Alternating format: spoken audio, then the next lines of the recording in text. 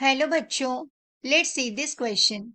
The question says two vectors A vector and B vector have equal magnitude.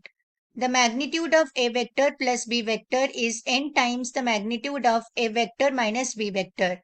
The angle between A vector and B vector is option A sin inverse n square minus 1 by n square plus 1, option B cos inverse n minus 1 by n plus 1, option C cos inverse n square minus 1 by n square plus 1 and option D sin inverse n minus 1 by n plus 1. So the key concept that is used in this question is vectors. So हमारे question में जो given है वो है कि हमारा जो magnitude है ए वेक्टर का will be equals to B vector का मैग्नीट्यूड. इसका मतलब हम इसको a is equals to B consider कर सकते हैं. ऑल्सो क्वेश्चन में गिवन है कि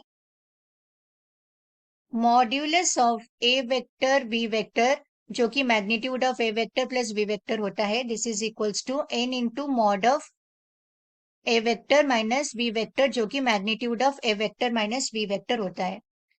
हम अगर इसको सॉल्व करेंगे so this will come as A square plus B square plus 2ab cos theta will be equals to n square whole into a square plus b square minus 2ab cos theta. So इसको हम अगर further solve करेंगे तो this will be equals to A square plus A square क्योंकि हमारा a का value b के साथ सेम था so plus 2a square cos theta will be equals to n square multiplied with a square plus a square minus 2a square cos theta. So इधर से हमको 2a square common लेनी है so this will be equals to 1 plus cos theta and इधर से हमको n square and 2a square taking common will be equals to 2a square whole into 1 minus cos theta. सो इसको अगर हम solve करेंगे तो ये आएगा 2a square n square 1 minus cos theta.